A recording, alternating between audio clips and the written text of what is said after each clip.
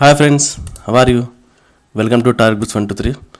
So మనము ఈరోజు sub ఇన్స్పెక్టర్కి prepare అయ్యే అంటే ఎస్ఐకి ప్రిపేర్ అయ్యే వాళ్ళు ఏ విధంగా ప్రిపేర్ అవ్వాలి, సో సిలబస్ ఏ విధంగా ఉంటుంది, ప్యాటర్న్ ఏ విధంగా ఉంటుంది, ఎగ్జామ్ ప్యాటర్న్, సో ఇంకా దాంట్లో మెయిన్స్లో ఏ సబ్జెక్ట్ ఉంటాయి, ప్రిలిమ్స్లో ఏ సబ్జెక్ట్ ఉంటాయి, దాని మినిమం మార్క్స్ ఎన్ని, సో కానిస్టేబుల్ ప్రిపేర్ అయ్యే వాళ్ళు ఎస్ఐ ప్రిపేర్ అయ్యే వాళ్ళు ఇద్దరు కలిపి ఎలా ప్రిపేర్ అవ్వాలి, సో ఇంకా ఏంటంటే మెయిన్స్లో తెలుగు అండ్ ఇంగ్లీష్ సిలబస్ ఎలా ఉంటుంది, దాన్ని ఎలా ప్రిపేర్ అవ్వాలి, దానికి ప్రాముఖ్యత ఏంటి, ఈ MSP, NCC, CPP, CDA, HG, CJP అంటే ఏంటి, వాటి రిజర్వేషన్ ఎంత, దీని యొక్క ఫుల్ ఫామ్ ఆల్రెడీ ఎవరైతే కానిస్టేబుల్ వీడియో చూసారో వాళ్ళందరికీ దీని ఫుల్ ఫామ్ తెలిసి ఉంటుంది.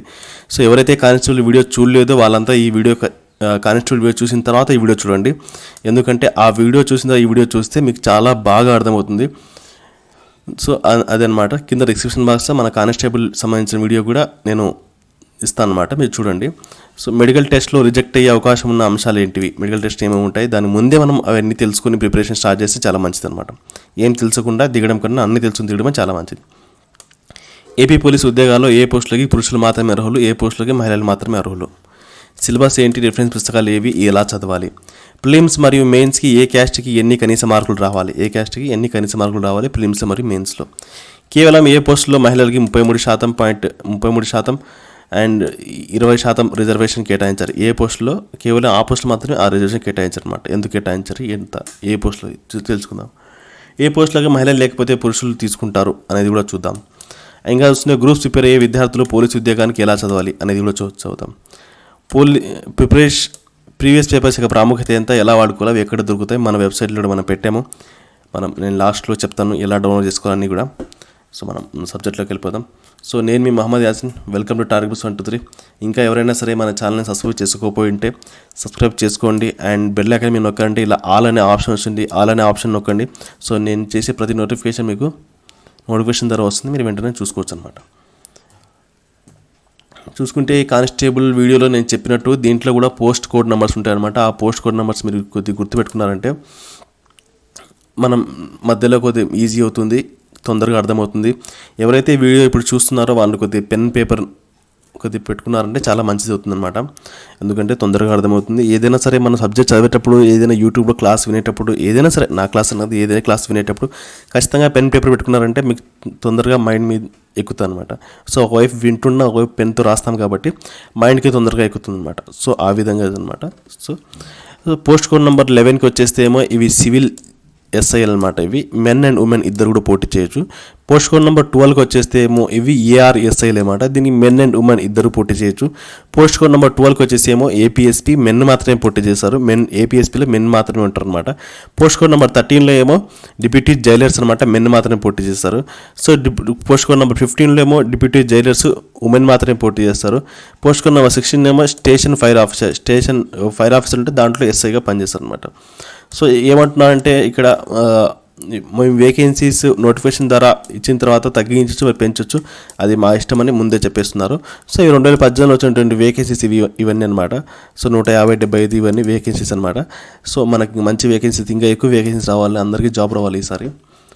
సో ఇంకా చూసుకుంటే మనము ఒకసారి డెప్త్లోకి వెళ్ళిపోతే పోస్ట్ కోడ్ నెంబర్ 11, 12, 16కి పోస్ట్ కోడ్ నెంబర్ 11, 12, 16కి దీంట్లో ఫస్ట్ 30% ఆఫ్ ద పోస్టులు ఎన్ని పోస్టులు ఉన్నాయి, దాంట్లో 30% పోస్టులు లోకల్స్కి మరియు నాన్ లోకల్స్కి ఇద్దరికి ఇస్తారన్నమాట. లోకల్స్కి నాన్ లోకల్స్కి ఫస్ట్ 30% పోస్టులు అని లోకల్స్కి నాన్ లోకల్స్ ఇద్దరు కలిపి ఇస్తారన్నమాట. లోకల్ అంటే ఇక్కడ ఏంటంటే ఇప్పుడు కర్నూలు జిల్లాలో పక్క జిల్లా వాళ్ళు ప్రకాశం డిస్టిక్ కానీ కడప డిస్టిక్ కానీ వచ్చి పోటీ చేశారంటే కడప వాళ్ళు అయినా సరే కర్నూలులో వచ్చి పోటీ చేస్తున్నారు కాబట్టి కర్నూలు వాళ్ళు లోకల్ అవుతారు, పక్క డిస్టిక్ వాళ్ళు ఏమవుతారు, నాన్ లోకల్ అవుతారు. సో ఆ విధంగా విశాఖపట్నం ఉందనుకోండి, పక్కన విజయనగరం ఉంటుంది.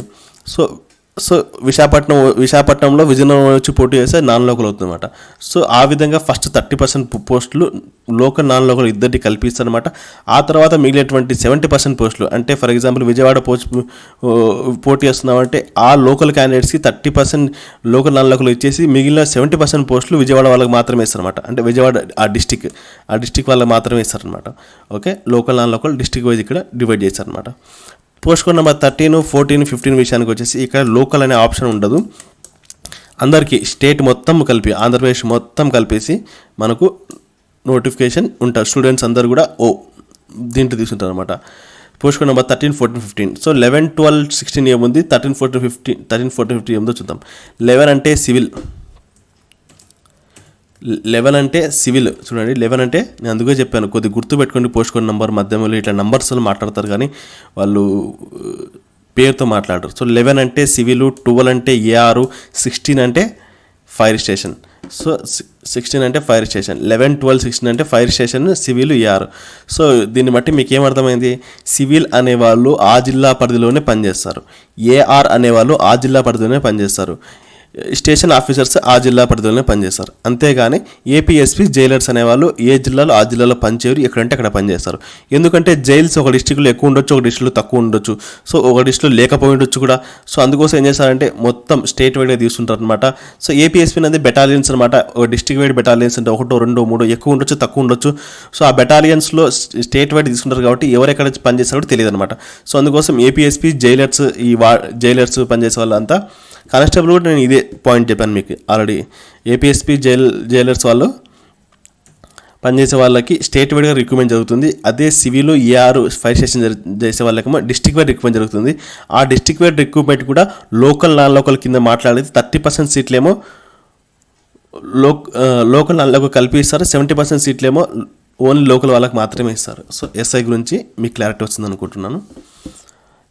నెక్స్ట్ మనం మాట్లాడితే నోటిఫికేషన్, ఇది 2018 నోటిఫికేషన్. ఇది అప్పట్లో ఏ విధంగా నోటిఫికేషన్ వచ్చింది అనేది మీరు ఎందుకంటే ఇంత క్లియర్గా ఎందుకు మాట్లాడుతూ, నెక్స్ట్ టైం నోటిఫికేషన్ వస్తే మీకు నాలాంటి వాళ్ళ యొక్క యూజ్ మీకు అవ్వాల్సి వస్తుంది. మీరే సొంతంగా నోటిఫికేషన్ మొత్తం చదువుకోవాలి అనే ధైర్యం మీకు వస్తుంది అనమాట. అందుకోసం ప్రతిదీ నోటిఫికేషన్లో ఏ విధంగా ఉందో ఆ విధంగానే మీకు నేను చూపిస్తున్నాను, ఆ విధంగా మీకు అర్థమవుతుంది అనమాట. సో ఒకసారి మనం చూసుకుంటే పోస్ట్ కోడ్ నెంబర్ 11లో, ఇది పోస్ట్ కోడ్ నెంబర్ 11, 12, 16 గురించి మాట్లాడుతున్నారు. పోస్ట్ కోడ్ నెంబర్ 11లో నెంబర్ ఆఫ్ పోస్ట్ గురించి ఏ విధంగా ఉన్నాయి. జోన్ 1 అంటే విశాఖపట్నం రేంజ్. ఇవి జోన్ 1లో ఏ డిస్ట్రిక్ట్స్ వస్తాయి మాట్లాడదాం కొద్దిసేపు నుండి.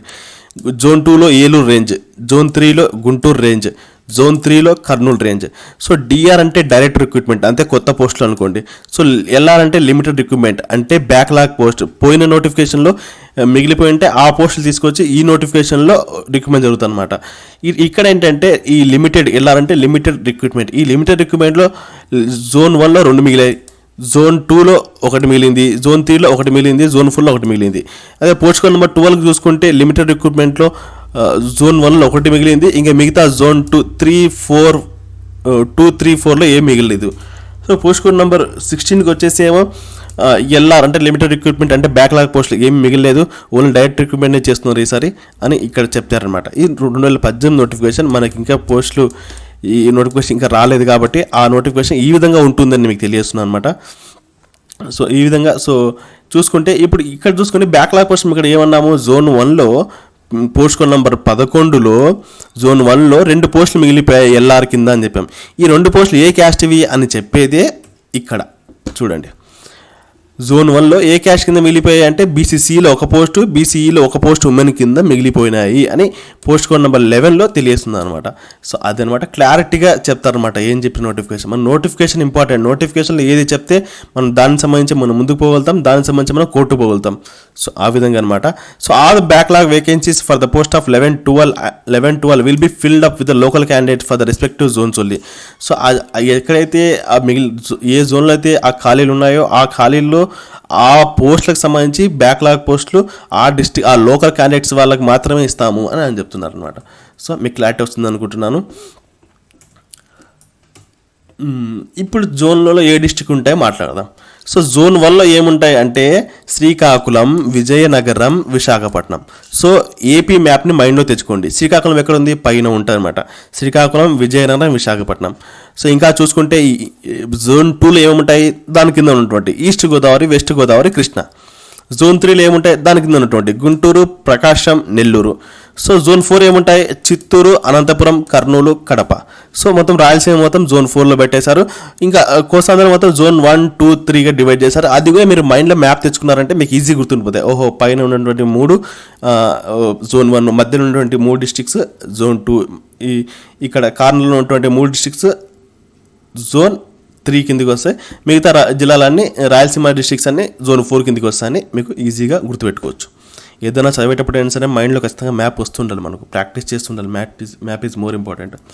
సో ఉమెన్ రిజర్వేషన్ గురించి మాట్లాడితే మనం 1/3% of vacancies in each category are reserved for the women for the post of 11.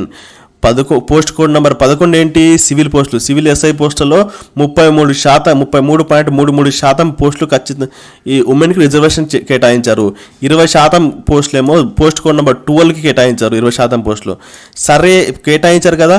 In the event of non availability of eligible suitable women candidates in a particular year, ఏ ఇయర్లో అయితే notification వచ్చిందో ఆ ఇయర్లో ఆ నోటిఫికేషన్ సంబంధించి eligible అయినటువంటి women లేకపోతే the vacancies reserved for them shall not be carry forward to the subsequent year. So ఈ ఇయర్ నోటిఫికేషన్ వచ్చిందనుకోండి, ఈ నోటిఫికేషన్లో ఉమెన్స్ అందరూ పార్టిసిపేట్ చేశారు. 33% పోస్ట్ కోడ్ నెంబర్ 11లో ఫిల్ చేయాలి, 20% పోస్ట్ కోడ్ నెంబర్ 12లో ఫిల్ చేయాలి. కానీ 33% ఉమెన్ దొరకలేదు. సో అంత ఎలిజిబుల్ క్యాండిడేట్స్ రాలేదు అంటే ఆ వేకెన్సీస్ని నెక్స్ట్ నోటిఫికేషన్ అంటే బ్యాక్లాగ్ పోస్టుల కింద పెట్టారు. ఆ నోటిఫికేషన్ని అదే నోటిఫికేషన్లో ఉన్నటువంటి మెన్కి తీసుకుంటారని చెప్తున్నారు. Reserved for them shall not be carry forward. So shall not అంటే నెక్స్ట్ మేము తీసుకుపోము క్యారీ ఫార్వర్డ్ కింద. And shall be filled up by the men candidates respectively category. So ఆ కేటగిరీలో మేము మెన్స్కి తీసుకుంటామని చెప్తున్నారు. సో అదనమాట. ఇంకా మనం చూసుకుంటే ఇక మనం ఆల్రెడీ తెలుసు 11 అంటే సివిల్, 12 అంటే AR. Okay, reservation of other categories. మనకు రిజర్వేషన్ నేను స్టార్టింగ్లో చెప్పాను, ఎంఎస్పీ అంటే ఏంటి, ఎన్సీసీ అంటే ఏంటి అనేది మీకు క్లారిటీ ఇస్తాను. ఆల్రెడీ కానిస్టేబుల్ వ్యూ చూసిన వాళ్ళకి తెలిసిందో చెప్తున్నాను. సో ఈ వీడియో చూడు నేను చెప్తాను అంటే మెరిటోరియస్ స్పోర్ట్స్ పర్సన్స్ అంటే ఎంఎస్పీ, నేషనల్ క్యాడెట్ క్రాప్స్ అంటే ఎన్సీసీ, పోలీస్ ఎగ్జిక్యూటివ్ అంటే పిఈ, పోలీస్ మినిస్ట్రీరియల్ అంటే PM, children of police personnel and children of deceased and incapacitated personnel police personnel, children of persons department of personnel, children of prisons department personnel as per given details 19. So వీళ్ళకి కూడా reservation ఉంటుందన్నమాట. So స్పోర్ట్స్లో బాగున్న వాళ్ళకి, ఎన్సీసీలో బాగున్న వాళ్ళకి, police ఫ్యామిలీస్కి, police ఎవరికైనా డిసీజ్ వచ్చింటే ఆ పిల్లలకి, సో వాళ్ళకి కూడా రిజర్వేషన్ ఉంటుంది. వాళ్ళకి ఎంత రిజర్వేషన్ ఉంటుంది, ఏ విధంగా రిజర్వేషన్ ఉంటుంది అనేది మనం మాట్లాడదాం కొద్దిసేపు ఉన్న తర్వాత. ఇప్పుడు క్రిమీ లేయర్ అంటే ఎవరికైతే 8 లక్షల కన్నా ఎక్కువ ఆదాయం ఉంటుందో వాళ్ళంతా క్రిమీ లేయర్ కిందికి వస్తారు. ఎవరైతే తక్కువ ఉందో వాళ్ళంతా నాన్ క్రిమీ లేయర్ కిందికి వస్తారు. నాన్ క్రిమీ లేయర్ కింద వచ్చిందంటే దాని అర్థం ఏంటి? వాళ్ళందరికీ రిజర్వేషన్ వర్తిస్తుంది అని అర్థం. ఎవరికైతే ఏ క్లాస్ కన్నా ఎక్కువ ఉంటుందో వాళ్ళు క్రిమీ లేయర్ కిందికి వస్తారు. వాళ్ళకి ఎవరైతే క్రిమీ లేయర్ కిందికి ఇస్తారో వాళ్ళు ఓపెన్ కేటగిరీలో పోటీ చేయాలి, అంటే వాళ్ళు ఓసీ కింద పోటీ చేయాలి. అర్థమైంది అనుకుంటాను. ఎవరికైతే సంవత్సరానికి 8 లక్షల కన్నా ఎక్కువ ఆదాయం ఉంటుందో వాళ్ళు క్రిమీ లేయర్ కిందికి వస్తారు. ఎవరైతే క్రిమీ లేయర్ కిందికి వస్తారో వాళ్ళు ఓసీలో అంటే ఓపెన్ కాంపిటీషన్లో పోటీ చేయాలి అని అర్థం. ఎవరికైతే 8 లక్షల కన్నా తక్కువ ఇన్కమ్ ఉంటుందో అంటే సంవత్సరానికి ఉంటుందో వాళ్ళకి రిజర్వేషన్ ఉంటుంది. ఏ విధంగా రిజర్వేషన్ ఉంటుంది? ఎస్సీ, ఎస్టీ, బీసీ ఇలా రిజర్వేషన్ ఉంటాయన్నమాట. ఎస్సీ, ఎస్టీ, బీసీలో రిజర్వేషన్ ఉంటాయి. ఎవరికైతే రిజర్వేషన్ ఉంటుందో వాళ్ళందరికీ నాన్ క్రిమినల్ ఉన్నట్టు. సో ఎవరికైతే నాన్ క్రిమినల్ ఉంది అంటే వాళ్ళకి క్యాస్ట్ సర్టిఫికేట్ ఉంటే సరిపోతుంది అనమాట. అదనమాట. అర్థమైంది అనుకుంటాను నాన్ క్రిమినల్కి తేడా. ఇక ఎలిజిబిలిటీ చూసుకుంటే మనం ఒకసారి పోస్ట్ కోడ్ నెంబర్ 11-12కి ఇద్దరు కూడా ఎలిజిబులే. పోస్ట్ కోడ్ నెంబర్ 11-12కి మెన్ అండ్ ఉమెన్ ఇద్దరు కూడా ఎలిజిబులే. మనం మాట్లాడుకున్నాం పోస్ట్ కోడ్ నెంబర్ 11 ఏమో సివిల్, 12 ఏమో ఏఆర్. మెన్ అండ్ ఉమెన్ ఇద్దరు పోటీ చేయొచ్చు. పోస్ట్ కోడ్ నెంబర్ 13, 14, 16 ఏమో men only. Post code number 13, 14, 16 మగవారు మాత్రమే దీంట్లో పోటీ చేస్తున్నమాట. పోస్ట్ కోడ్ నెంబర్ 15 ఏమో ఆడవాళ్ళు మాత్రమే. ఓకే, అర్థమైంది అనుకుంటాను. సో ఈ పోస్ట్ కోడ్ నెంబర్ ఎవరు దేనికి ఇవన్నీ మనం ముందే తెలిసి పెట్టుకున్నా ఉంటారు. రేపు పొద్దున ప్రిఫరెన్స్ ఇచ్చేటప్పుడు మనం ఈజీగా గుర్తుపెట్టుకోవచ్చు, గుర్తుంటాయి అనమాట. ఏదైనా ప్రిఫరెన్స్ స్టార్ట్ చేయకముందు అన్నీ తెలుసుకొని దిగాలి. ఓకే, ఇప్పుడు ఏజ్ లిమిట్ గురించి మాట్లాడదాం. ఇక్కడ first of all age limit OC అందరికీ, ఓసీ అంటే అందరికీ అనుకోండి. ఫస్ట్ ఆఫ్ ఆల్ ఓసీ ఏ క్యాస్ట్కి ఏదని మళ్ళీ మాట్లాడదాం. ఫస్ట్ ఓసీకి పోస్ట్ కోడ్ నెంబర్ 11, 12, 13కి వచ్చేసి 21 నుంచి 25 ఇయర్స్ ఉండాలంట. 11, 12, 13కి వచ్చేసి పోస్ట్ కోడ్ నెంబర్ 11, 12, 13కి వచ్చేసి 21 నుంచి 25 ఉండాలి. అంటే ఓసీ వాళ్ళకి ఇది రిజర్వేషన్ వర్తిస్తుంది. మళ్ళీ క్యాస్ట్ వైజ్ కొద్ది రిలాక్సేషన్ పెరుగుతుంది అనమాట. ఎలాగో మాట్లాడదాం. పోస్ట్ నెంబర్ 14కి వచ్చేసేమో 21 నుంచి 30 ఇయర్స్. ఓసీ గురించి మాట్లాడుతున్నాను ఇక్కడ. ఓకే, 21 నుంచి 30 పోస్ట్ నెంబర్ 14. పోస్ట్ నెంబర్ 14 ఏముంది? మీరు ఒకసారి గమనిస్తే పోస్ట్ కోడ్ నెంబర్ 14 ఏముంది, deputy jailers men.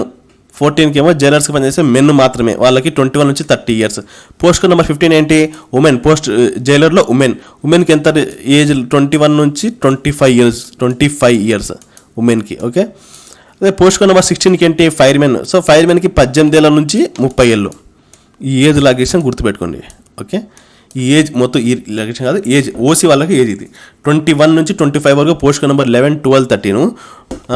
Post code number 14కి వచ్చేసి ఏమో 21 నుంచి 30. పోస్ట్ కోడ్ నెంబర్ 15కి వచ్చేసి ఏమో 21 నుంచి 25. పోస్ట్ నెంబర్ 16కి వచ్చేసి ఏమో 18 నుంచి 25, 18 నుంచి 30. పోస్ట్ నెంబర్ 16కి వచ్చేసి ఏమో 18 నుంచి 30. సో ఎవరైనా సరే ఫ్రెషర్స్కి ఏమో ఈ ఫైర్మెన్ పోస్టులు బాగా ఎస్ఐకి 18 వచ్చిన వెంటనే మీరు దీనికి పోటీ చేయొచ్చు. అండ్ 21 వచ్చిన వాళ్ళంతా ఈ 11, 12, 13, 14, 15 వరకు పోటీ చేయొచ్చు. సో ఇంకా ఏజ్ కొద్దిగా 25 దాటిన వాళ్ళు అయితే వాళ్ళకి post number 16, post code number 14 ఈజీగా కొట్టచ్చు అనమాట. సో ఇక్కడ ఏజ్ రిలాక్షన్ ఉంది కాబట్టి మీకు ఏజ్ పెరిగిన వాళ్ళంతా ఇక్కడంతా మీరు చేసుకోవచ్చు అన్నమాట. 25 ఉన్న వాళ్ళంతా, ఎందుకంటే 30 వరకు ఉంది కదా. ఇది ఓసీ గురించి మాట్లాడుతున్నాను. సో ఇంకా మిగతా క్యాస్ట్ల గురించి మాట్లాడతాం. ఇక్కడ ఏం చెప్పాడు, ఏజ్ రిలాక్షన్స్లో మాట్లాడుతున్నాం. Up to maximum 5 years if a candidates belongs to a backward class or scheduled caste or scheduled tribe. ఎస్సీలో, ఎస్టీలో కానీ, బీసీలో కానీ ఎవరైనా ఉంటే వాళ్ళందరికీ 5 years రిలాక్సేషన్ ఇచ్చామన్నారు. ఇక్కడ మాట్లాడితే బీసీకి మాట్లాడదాం. ఇప్పుడు బీసీకి, ఎస్సీకి, ఎస్టీకి వీళ్ళ ముగ్గురికి కూడా ఏజ్ గురించి మాట్లాడదాం. పోస్ట్ కోడ్ నెంబర్ 11, 12, 13కి వచ్చేసి 5 years పెంచమని చెప్పాడు కదా వాడు. అంటే 21 నుంచి 30 years వరకు పోటీ చేయొచ్చు. ఎస్సీ, ఎస్టీ, బీసీ వాళ్ళు 21 నుంచి 30 years కిందికి చేయొచ్చు. 5 years రిలాక్సేషన్ అన్నాడు కదా. పోస్ట్ నెంబర్ 14కి వచ్చేసేమో 21 నుంచి 35 వరకు పోటీ చేయొచ్చు. పోస్ట్ నెంబర్ 14కి ఏమో 21 నుంచి 35 వరకు పోటీ చేయొచ్చు. పోస్ట్ కోడ్ నెంబర్ 15కి వచ్చేసి ఏమో 21 నుంచి 30 years వరకు పోటీ చేయొచ్చు. పోస్ట్ కోడ్ నెంబర్ 16కి ఏమో 18 నుంచి 35 years వరకు. సో ఓసీ వాళ్ళకి ఏజ్ ఇక్కడ చెప్పాను. అండ్ ఎస్సీ, ఎస్టీ, బీసీ వాళ్ళకి ఈ ఏజ్ అనమాట. సో ఎస్సీ, ఎస్టీ, బీసీ వాళ్ళు ప్రతి పోస్ట్లో కూడా చూసుకుంటే 30-35 years దాకా పోటీ చేయొచ్చు. సో అది మీరు గుర్తుపెట్టుకోండి. ఎవరికైనా సరే 35 నాకు 30 years వచ్చినాయి, నాకు ఇంకా జాబ్ ఎలిజిబుల్ కానేమో అనుకునే వాళ్ళంతా మీరు మళ్ళీ పోటీ చేయొచ్చు, నో ప్రాబ్లం. 35 years దాకా కూడా కొన్ని 2 పోస్టులు ఉన్నాయి. పోస్ట్ నెంబర్ 14 and 16 ఉంది, 35 years దాకా ఉంది. 30 వరకు ఏమో 11, 12, 13, 15 ఇవి మాత్రమే ఉన్నాయి. సో మీరు ఇది గమనించవచ్చు. ఒక్కసారి ఇవి మీరు ఈ పీడిఎఫ్ డౌన్లోడ్ చేసుకోవాలన్నా సరే మన వెబ్సైట్ వెళ్ళి డౌన్లోడ్ చేసుకోవచ్చు. ఎలా డౌన్లోడ్ చేసుకోవాలనేది నేను లాస్ట్లో చూపిస్తాను. సో ముందు ఎక్స్ప్లెనేషన్ అంతా మొత్తం అయిపోద్దాము. సో ఇంకా మనకేం చెప్పారంటే length of regular service limited to a maximum 5 years if a candidates and employ of AP state government. AP state గవర్నమెంట్కి ఎంప్లాయ్ అయితే అతనికి ఏజ్ అప్ టు 5 years వరకు ఏజ్ రిలాక్సేషన్ ఇస్తారు అని చెప్పారనమాట. అవి ఎంప్లాయీస్ ఆఫ్ ఈ ఏపీ ట్రాన్స్కో అయినా, జెన్కో అయినా, ఏపీఎస్ఆర్టీఎస్ అయినా వీళ్ళకి మున్సిపాలిటీ బాడీస్ అయినా సరే వీళ్ళకి ఏజ్ రిలాక్సేషన్ వర్తించదు. సో అది అనమాట గుర్తుపెట్టుకోండి. సో ఎవరైతే ఇలా స్టేట్ గవర్నమెంట్ కింద పోలీస్ డిపార్ట్మెంట్ పనిచేసే వాళ్ళకైతే వాళ్ళకి సర్టిఫికేట్ ఇవ్వాలన్నమాట, సబ్మిట్ చేయాలి వాళ్ళు. సో ఇంకా మనం చూసుకుంటే ఎవరైతే ఆర్మీ, నేవీ, ఎయిర్ ఫోర్స్లో పనిచేస్తారో వాళ్ళకి 3 years ఎక్స్ట్రా ఇస్తారనమాట. సో ఏ పోస్టులు అయినా సరే మనం ఇప్పుడే మాట్లాడుకున్నాం 21 years నుంచి కొన్ని ఉన్నాయి, 18 నుంచి కొన్ని ఉన్నాయి. సో ఫర్ ఎగ్జాంపుల్ 21 నుంచి 30 years వరకు ఒక పోస్ట్ ఉందనుకోండి, అతను బీసీ వాడైతే +5, మళ్ళీ అతను ఆర్మీ, నేవీ, ఎయిర్ ఫోర్స్లో పనిచేస్తుంటే మళ్ళీ 3, అంటే 21 నుంచి 38 years దాకా అతను పోటీ చేయొచ్చు అనమాట. సో అలా ఓకే, అర్థమైంది అనుకుంటాను. సో 3 years ఎన్సీసీలో ఇన్స్ట్రక్టర్గా పనిచేసి ఉంటే, కనీసం 6 నెలలు ఇన్స్ట్రక్టర్గా పనిచేసి ఉంటే ఎన్సీసీలో అతనికి 3 సంవత్సరాలు అడిషనల్గా పెంచుతారు అనమాట. 3 సంవత్సరాలు అంటే నేను చెప్పాను కదా, సేమ్ ఇట్లే 21 నుంచి 30 years అనుకుంటే 5 years అతనికి ఆ క్యాస్ట్ వల్ల వస్తుంది. అండ్ 3 years ఇతను ఇక్కడ ఏజ్ రిలాక్సేషన్ తీసుకున్నాడు. ఏజ్ రిలాక్సేషన్ ఇతను ఎన్సీసీ క్యాండిడేట్గా పనిచేస్తాడు కాబట్టి 3 years పెంచుతుంది అనమాట. And up to maximum of 3 years if a candidates rendered temporary employ of the state census department of 1991. So 1991లో ఎవరు లేరులండి, ఆ టైంలో 6 months అని పనిచేసిన వాళ్ళకి ఇస్తామంటున్నారు. So no problem. సో ఈ విధంగా మీకు అర్థమైంది అనుకుంటున్నాను. అర్థం కాకపోతే ఖచ్చితంగా కమెంట్ చేయండి, లేకపోతే ఇంకోసారి వెనక్కి కొట్టి కొద్దిగా ముందరికి రండి. నోటిఫికేషన్ కూడా ఒక్కసారి మీరు వీడియో మొత్తం చూసిన తర్వాత నోటిఫికేషన్ కూడా ఒకసారి అట్లా పీడిఎఫ్ అట్లా చూసుకోండి, చాలా బాగా అర్థమవుతుంది అనమాట. నేను ఏమైనా స్కిప్ చేసి ఉన్నా, నేను ఏమైనా తప్పుగా చెప్పి ఉన్నా సరే ఒకసారి కమెంట్ తెలియజేసినా సరే, నేను నెక్స్ట్ వీడియో చేసినా సరే నేను మీకు ఆ డౌట్ క్లియరిఫై చేస్తాను. ఏం చెప్తున్నారంటే వాళ్ళ డేట్ ఆఫ్ బర్త్ అనేది వాళ్ళు ఖచ్చితంగా స్కూల్ సర్టిఫికేట్లో 10th క్లాస్ సర్టిఫికేట్లో ఏ విధంగా ఉందో అలా మాత్రమే తీసుకుంటాము, అంతేగాని హొరోస్కోప్స్ అఫిడవిట్స్ తీసుకొచ్చి మేము తీసుకోము. అండ్ మున్సిపల్ కార్పొరేషన్ వాళ్ళు ఇచ్చినది కూడా మేము యాక్సెప్ట్ చేస్తాము అంటున్నారు అన్నమాట, యాక్సెప్ట్ చేస్తాము అంటున్నారు. మీ ఎడ్యుకేషనల్ క్వాలిఫికేషన్ గురించి మాట్లాడితే 11, 12, 13, 16 11, 12, 13, 16 ఈ పోస్టులకు సంబంధించి ఖచ్చితంగా డిగ్రీ ఉండాలన్నమాట. డిగ్రీ అందరికీ ఉండాలి, ఓకే. కానీ ఇక్కడ ఎస్సీ ఎస్టీకి వచ్చేలోపు వాళ్ళు ఇంటర్ కంప్లీట్ చేసి డిగ్రీ కూడా చదివి ఉండాలి. డిగ్రీ పాస్ అయి ఉండాల్సిన అవసరం లేదు, జస్ట్ చదివి ఉండాలి. ఇది చెప్తున్నా చూడండి. ద క్యాండిడేట్స్ మస్ట్ హోల్డ్, అంటే ఇయర్ నోటిఫికేషన్ మారుతుంటుంది, ఇయర్ అవసరం లేదు, వదిలేయండి.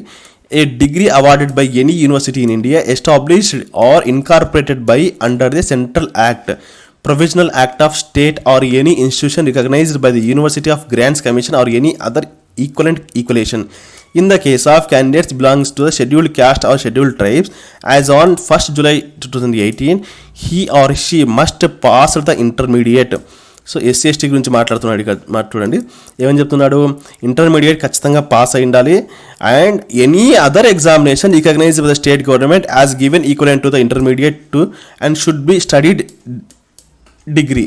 సో డిగ్రీ చదివి ఉండాలి, డిగ్రీ పాస్ అనేది అవసరం, కానీ ఇంటర్ అయితే ఖచ్చితంగా పాస్ అయి ఉండాలి, డిగ్రీ చదివి ఉండాలి అంటున్నాను అనమాట. ఎస్సీ ఎస్టీకి ఇవి ఉన్నటువంటి ఎగ్జామ్షన్స్ అనమాట. సో గుర్తు అందరికీ, మిగతా వాళ్ళందరికీ డిగ్రీ ఉండాలి. ఈ ఓసీలో పోటీ చేసే వాళ్ళకి, బీసీలో పోటీ చేసే వాళ్ళకి ఖచ్చితంగా డిగ్రీ ఉండాలి. ఎస్సీ ఎస్టీ వాళ్ళకేమో ఇంటర్ పాస్ అయ్యిండి, డిగ్రీ చదివి ఉండాలి, ఓకే.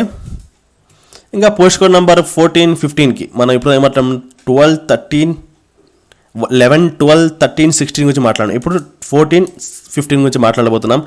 ఇది ఏం చెప్తున్నా అంటే అందరికీ కూడా degree compulsory. SC ST BC ఏం కాదు, ఇక్కడ అందరికీ డిగ్రీ కంపల్సరీ ఉండాల్సిందే అంటున్నారు. అందరికీ డిగ్రీ కంపల్సరీ ఉండాల్సిందే. కాబట్టి ఒకసారి నేను పేరా మొత్తం చదువుతాను. The candidates must hold on July 1st, 2018 degree awarded by any university in India established or incorporated by or under a Central Act, Provisional Act of State, or of any institution recognized by the University Grants Commission or any other equivalent commission అని చెప్తున్నారు అనమాట. So అందరికీ ఖచ్చితంగా degree ఉండాల్సిందే అంటున్నారు. ఇంకా ఏంటంటే మాకు డిగ్రీ కన్నా ఇంకా ఎక్కువ క్వాలిఫికేషన్ ఉంది అని చెప్తే ఎవరు పట్టించుకోరు. మాకు డిగ్రీ, వాళ్ళకి కావాల్సిన డిగ్రీ ఒకటి, మీరు పీజీలు చేసినా పిహెచ్డీలు చేసినా ఎవరు పట్టించుకోరు, ఓకే అనేది నోట్లో రాశారనమాట, నోట్ అని పెట్టి రాశారు. ఇంకా ఇక్కడ మనం మెడికల్ స్టాండర్డ్స్ గురించి ముందే మనం తెలుసుకోవాలన్నమాట. ఈ రిజెక్ట్ అయ్యే అవకాశాల ముందే మనం తెలుసుకోకుండా అడుగు పెట్టామంటే ఇక్కడ దాకా వచ్చి మనం రిజెక్ట్ అయిపోతే ఎంత బాధ ఉంటుందో మీరే ఒకసారి ఆలోచించండి. ప్రిలిమ్స్కి ఎంతో కష్టపడి వస్తాము. సో అక్కడ ప్రిలిమ్స్ దాటుకొని ఇక్కడ మెడికల్ టెస్ట్లో మనం ఫెయిల్ అయ్యామంటే ఎంత బాధగా ఉంటుంది. సో లైఫ్లో మనం మళ్ళీ కుంగిపోయే అవకాశాలు చాలా ఉంటాయి. సో అందుకోసం ముందే మనము దీని గురించి మాట్లాడుకోవాలి, దీని గురించి ముందే తెలుసుకున్న నోటిఫికేషన్ ఏం చెప్తున్నారు. ఐ స్టాండర్డ్స్ ఖచ్చితంగా బాగా ఉండాలి. డిస్టెంట్ అయినా సరే, దూరపు చూపు అయినా సరే, దగ్గర చూపు అయినా సరే బాగా ఉండాలి. 6/6 ఉండాలి, లెఫ్ట్ 6/6 ఉండాలి. అండ్ నియర్ విజన్ 0/5 ఉండాలి, 0/5 ఉండాలి అంటున్నారు. So each I must have the full field of vision. ప్రతి కంటి బాగా ఫుల్ ఫీల్డ్గా ఉండాలంటే colour blindness, sequent or any morbid condition of I leads of the either I shall be deemed to be disqualification. So ఏదైనా సరే సరిగా లేకపోతే, కళ్ళ blindness ఉన్నా సరే వాళ్ళకి డిస్క్వాలిఫై చేస్తాము అంటున్నారు అనమాట. ఎవరికైనా సరే ఇలాంటివి ఉంటే మీరు ముందే ఏదైనా డాక్టర్ని కలిసి, సివిల్ సర్జన్ని కలిసి, నేను ఎస్ఐకి, కానిస్టేబుల్కి నేను క్వాలిఫై అవుతానా కాదన్నా మీరు సివిల్ సర్జన్ని కలిసి తెలుసుకోవచ్చు అనమాట. ఇంకా మనం చూసుకుంటే the candidates should possess sound health or be free from any bodily defect or infirmity which will render from unfit. So వాళ్ళకి అంటే వినపడకపోయినా సరే వాళ్ళు అన్ఫిట్ చేస్తారనమాట. So candidates who have following the alignments or defects will not be considered for the recruitment of any post specified in this rule. So handicap, physically handicap అయినా తీసుకోరంట. And knocking knees, pigeon chest, flat foot, varicose veins, haemorrhoids, structured fractured limbs, decayed teeth అంటే teeth పగిలిపోవడం, ఇరిగిపోయేంత, stammering, hard of hearing and abnormal psychological behaviour ఉన్నా సరే ఇవన్నీ ఉంటే వాళ్ళు డిస్క్వాలిఫై అవుతారు. సో మేము క్వాలిఫై అవుతానని ఎలా తెలుసుకోవాలి, ఎవరిని తెలుసుకోవాలంటే మీరు సివిల్ సర్జన్ని వెళ్ళి తెలుసుకున్నారంటే, ఓసారి వెళ్ళి కలిసారంటే అతను అన్నీ చెక్ చేసి మీరు క్వాలిఫై అవుతారా కాదా అని చెప్పేస్తారనమాట. సో సివిల్ సర్జన్ని వెళ్ళి కలుసుకుంటే మీకు మంచిది అవుతుంది అనమాట. సెలక్షన్ ప్రొసీజర్ ఏ విధంగా ఉంటుంది మనం స్టార్ట్ చేద్దాం. ఎగ్జామ్ ఫస్ట్ ఎలా ఉంటుంది, సెకండ్ ఎలా ఉంటుంది మాట్లాడుకుంటే, మనం సెలక్షన్ ప్రొసీజర్ ఫస్ట్ ప్రిలిమ్స్ ఉంటుంది. దాని తర్వాత మనకు ఫిజికల్ టెస్ట్ ఉంటాయన్నమాట. అదే హైట్ ఎంత ఉన్నావు, వెయిట్ ఎంత ఉన్నావు చూస్తారు. దాని తర్వాత రన్నింగ్ ఇవన్నీ ఉంటాయన్నమాట. దాని తర్వాత మెయిన్స్ ఉంటుందన్నమాట. ఇది ఎగ్జామ్ ప్రొసీజర్ అనమాట. క్యూలో పెట్టుకుంటే మనం ప్రిలిమ్స్ టెస్ట్ గురించి మాట్లాడితే, ఈ ఎగ్జామ్ అందరికీ ఉంటుంది. ఈ పోస్టులు ఉన్నటువంటి అన్ని పోస్టులకి ఉంటుంది అన్నమాట ఎగ్జామ్, ప్రిలిమ్స్ ఎగ్జామ్. ఏ విధంగా మాట్లాడుకుంటే దీనికి 2 పేపర్లు ఉంటాయి. దీన్ని ప్రిలిమినరీ రిటర్న్ టెస్ట్ అంటారు. దీనికి 2 పేపర్లు ఉంటాయి, 3 గంటలు ఇస్తారు. Paper 1, paper 2. నేను ప్రిలిమ్స్ పేపర్స్, మెయిన్స్ పేపర్ మన వెబ్సైట్లో ఆల్రెడీ పెట్టేశాను. నేను ఎలా డౌన్లోడ్ చేసుకున్నానో లాస్ట్లో చూపిస్తాను, don't worry. 2 papers, paper 1, paper 2 అని 2 ఉంటాయన్నమాట. సో ఈ పేపర్ 1, పేపర్ 2 ఒక్కొక్క పేపర్కి 3 గంటల టైం ఇస్తారనమాట. The syllabus of respective prelims test as per paper 3, paper 4 of the next year. So ఈ మెయిన్స్లో పేపర్ 3, పేపర్ 4 సిలబస్ ఉంటుంది. ఇక్కడ ప్రిలిమ్స్లో పేపర్ 1, పేపర్ 2లో ఉన్నటువంటి సిలబస్, మెయిన్స్లో పేపర్ 3, పేపర్ 4లో సేమ్ ఉంటాయి. సో సిలబస్ పేపర్ 1, పేపర్ 2లో ఉన్నటువంటి ప్రిలిమ్స్ ఉన్నటువంటి పేపర్ 1, పేపర్ 2 సిలబస్, మెయిన్స్లో పేపర్ 3, పేపర్ 4 సిలబస్ 2 సేమ్ ఉంటాయి. సో మీరు ఒకదాన్ని ప్రిపేర్ అవుతే ఆ రెండింటి ఎగ్జామ్లు ప్రిపేర్ అయినట్టు, మెయిన్స్ కూడా సైమల్టేనియస్ ప్రిపేర్ అయినట్టే. ఓకేనా? సో ప్రిలిమ్స్ ఎగ్జామ్ గురించి మాట్లాడదాము మనం త్వరలో. సో ప్రిలిమ్స్ ఎగ్జామ్ ఇలా 2 పేపర్లు ఉంటాయి, పేపర్ 2, పేపర్ 2 ఉంటాయి. పొద్దున్న మధ్యాహ్నం ఎగ్జామ్ జరుగుతుంది. ఒక్కొక్క ఎగ్జామ్ 3 గంటల టైం ఇస్తారనమాట. ఆ సిలబస్ గురించి మనం మాట్లాడదాం, ప్రత్యేకంగా లాస్ట్లో మాట్లాడదాం. సో ప్రొసీజర్ ఏ విధంగా జరుగుతుంది క్యూలో మాట్లాడుకుంటూ వద్దాం అనమాట. సో ఇలా పేపర్ 1, పేపర్ 2 ఉంటుంది. పేపర్ 1లో అర్థమెటిక్ రీజన్, మెంటల్ ఎబిలిటీ ఉంటుంది. 100 క్వశ్చన్స్ ఉంటుంది. ఆబ్జెక్టివ్ టైప్ ఉంటాయి, డిస్క్రిప్టివ్ ఏముంటావు ప్రిలిమ్స్లో. దీనికి 100 మార్క్స్ ఉంటాయి. 100 క్వశ్చన్స్, 100 మార్క్స్. ఒక్కొక్క దానికి ఒక్కొక్క మార్క్ అనమాట. దీనికి నెగిటివ్ మార్కులు లేవు అనమాట. ఇక్కడ ప్రిలిమ్స్ లేవు, మెయిన్స్లో లేవు అనమాట. పేపర్ 2 జనరల్ స్టడీస్ ఉంటుందన్నమాట. 100 క్వశ్చన్స్ ఉంటాయి, 100 మార్క్స్ ఉంటాయి అనమాట. The minimum marks to be secured by the candidates in order to qualify the preliminary examination. The both papers of 40% for OCs and 35% for BCs. So preliminary written టెస్ట్లో qualify అవ్వడానికి ఎంత minimum marks ఎంత రావాలి? 40% ఓసీకి రావాలి, 35% బీసీకి రావాలి, 30% SC ST ex service men 30% marks రావాలి. 100 marks అంటే 100 మార్క్స్ 30% అంటే ఎంత? 30 మార్క్స్ రావాలి. ఎస్సీ ఎస్టీకి 30 మార్క్స్ రావాలి, బీసీలకి 35 మార్క్స్ రావాలి, ఓసీలకి 40 మార్క్స్ రావాలి. The candidates fails to secure qualify marks even in 1 paper, he will be disqualified. దీంట్లో 40% మార్క్స్ రావాలి, దీంట్లో 40% మార్క్స్ రావాలి ఓసీకి. దీంట్లో బీసీలకి అయితే దీంట్లో 35 మార్క్స్ రావాలి. పేపర్ 1లో 35 మార్క్స్ రావాలి, పేపర్ 2 35 మార్క్స్ రావాలి. సో ప్రతి పేపర్లో కూడా వాళ్ళు ఇచ్చినటువంటి పర్సంటేజ్ మార్క్స్ వస్తేనే మీరు క్వాలిఫై అవుతారు. అంతేగాని 2 కలిపి 40%, 2 కలిపి 40 మార్కులు రావాలా, 2 కలిపి 8 మార్కులు రావాలా, అలా కాదనమాట. 2 కలిపి కాదు, వేరుగా. ఓసీలకి అయితే 40 మార్కులు రావాలి, బీసీలకి అయితే 35 మార్కులు రావాలి, ఎస్సీ ఎస్టీలకి అయితే 30 రావాలన్నమాట. సో ఈచ్ పేపర్లో క్వాలిఫై మార్క్స్ రావాలన్నమాట. 2 కలిపి క్వాలిఫై మార్క్స్ కావు. Total marks for these 2 papers will not be counted for the purpose of qualification. 2 పేపర్లు కలిపి మేము క్వాలిఫై డిసైడ్ చేయము. ఒక్కొక్క పేపర్ 40%, ఒక్కొక్క పేపర్ ఎంత మటుకు చెప్పారు ఇన్ని మార్క్స్, అంత పర్సెంటేజ్ మార్క్స్ రావాలి అంటున్నారు. చూసుకుంటే questions in paper 1 and paper 2 will be objective in nature, will be set in English, Telugu, Urdu languages. Candidates have to answer the questions on an OMR answer sheet using the blue black ballpoint pen only. For this purpose, candidates must bring blue black ball points అంటున్నారు అనమాట. ఏం లేదు, question paper ఇంగ్లీష్లో, తెలుగులో, ఉర్దూలో కూడా ఉంటుంది. Paper 1, paper 2 కూడా ఉంటాయి అనమాట. సో అదే చెప్తున్నారు అనమాట. మనం చూసుకుంటే నెక్స్ట్ మనం వెళ్ళిపోతే, marks obtained preliminary written test will no relevance in the final selection, which will be based on the marks obtained in the final only. So prelims వచ్చినటువంటి మార్క్స్ మేము ఫైనల్లో లెక్క కట్టము. ప్రిలిమ్స్కి మార్క్స్ మేము మీ యొక్క ఫైనల్ సెలెక్షన్, మీ యొక్క final సెలెక్షన్లో ఎటువంటి use చేయము అని అంటున్నారు అనమాట. సో మీరు పాస్ అయ్యామా లేదా, ఎగ్జామ్ అయితే రాసాము, సో నెక్స్ట్ మాకు ఎలా తెలుసు అంటే, వీళ్ళ యొక్క వెబ్సైట్ www.slrpb.ap.gov.in వెబ్సైట్లో చెప్తారనమాట రిజల్ట్. దాంట్లో వెబ్సైట్లో పెడతారు. ఆ రిజల్ట్ని బట్టి మన యొక్క నెక్స్ట్ ఈవెంట్స్ ఎక్కడున్నా తెలుసుకుని వెళ్ళొచ్చు అనమాట. చూసుకుంటే ఇంకా ఈవెంట్స్ గురించి మాట్లాడితే, మనం ఇప్పుడు దాకా హైట్, వెయిట్ గురించి మాట్లాడదామని చెప్పాను. సో ప్రిలిమ్స్ ఎగ్జామ్ అయిపోయింది, మెయిన్స్ గురించి కూడా నేను మాట్లాడాను. ప్రిలిమ్స్ గురించి మాట్లాడాను. అండ్ ఫస్ట్ ప్రిలిమ్స్ అయిపోయింది. ఇప్పుడు మనకు ఫిజికల్ మెజర్మెంట్ టెస్ట్లో పోస్ట్ కోడ్ నెంబర్ 11, 12, 13, 16కి ఏమో హైట్ మెన్నుకేమో 167.6 సెంటీమీటర్స్ ఉండాలి. చెస్ట్ ఏమో 86.3 ఉండాలి. ఊపిరి తీసుకుంటేమో 5 సెంటీమీటర్లు పెరగాలి. సో పోస్ట్ కోడ్ నెంబర్ 11, 12, 13, 16కి వచ్చేసి ఉమెన్కి ఏమో హైట్ 152.5 సెంటీమీటర్లు ఉండాలి. వెయిట్ ఏమో 40 కేజీలు ఉండాలి. వాళ్ళ యొక్క వెయిట్ తక్కువ ఉంటుంది, వెయిట్ తీసుకుంటారు అనమాట. సో వెయిట్ 40 కేజీ కన్నా తక్కువ ఉండకూడదు. ఇక పోస్ట్ కోడ్ నెంబర్ 11, 12, 13, 16 ఆల్రెడీ మాట్లాడాము. ఇప్పుడే మనం చూడండి, ఆల్రెడీ ఇక్కడ మాట్లాడాం, మళ్ళీ ఇప్పుడు మాట్లాడతాం. ఎందుకంటే షెడ్యూల్డ్ ట్రైబ్స్ ఉంటారు కదా, శ్రీకాకుళంలో, విజయనగరంలో, విశాఖపట్నంలో, ఈస్ట్ గోదావరి, వెస్ట్ గోదావరి ఉన్నటువంటి ఎస్టీ వాళ్ళకి మెజర్మెంట్స్ కొద్దిగా రిలాక్సేషన్ ఉంటుందన్నమాట. ఏ విధంగా రిలాక్సేషన్ ఉంటుంది? మెన్నికేమో హైట్ 160 సెంటీమీటర్లు ఉండాలి. చెస్ట్ ఏమో 80 సెంటీమీటర్లు ఉండాలి. ఊపిరి తీసుకుంటే 3 సెంటీమీటర్లు చాలు వాళ్ళకి. ఉమెన్కి ఏమో హైట్ 150 సెంటీమీటర్లు ఉండాలి. వెయిట్ ఏమో 38 కేజీల కన్నా తక్కువ ఉండకూడదు. సో ఎస్టీలకి, ఈ జిల్లాలో ఉన్నటువంటి ఎస్టీలకి మాత్రమే ఇది వర్తిస్తుంది. శ్రీకాకుళం, విజయనగరం, విశాఖపట్నం, ఈస్ట్ గోదావరి, వెస్ట్ గోదావరి ఉన్నటువంటి ఎస్టీలకు మాత్రమే ఇది వర్తిస్తుంది. మిగతా జిల్లాల వాళ్ళు మరియు ఆ జిల్లాలో ఉన్నటువంటి స్టేట్ మొత్తానికి మరియు ఓసీలందరికీ, బీసీలందరికీ ఈ మెజర్మెంట్స్ ఇవి ఉన్నాయి కదా. 167.6 హైట్ ఉండాలి. 86 సెంటీమీటర్లు ఉండాలి మెన్కి. ఓకే, ఇవి మీరు ఒక్కసారి వీడియో పాస్ చేసుకొని రాసుకోండి. పీడిఎఫ్ కావాలంటే వెబ్సైట్లో ఉంది. ఓకే, ఇక పోస్ట్ కోడ్ నెంబర్ 14కి వచ్చేస్తే హైట్ ఏమో అందరికీ 168 సెంటీమీటర్లు ఉండాలి. చెస్ట్ 87 ఉండాలి. పోస్ట్ కోడ్ నెంబర్ 14 ఏంటి?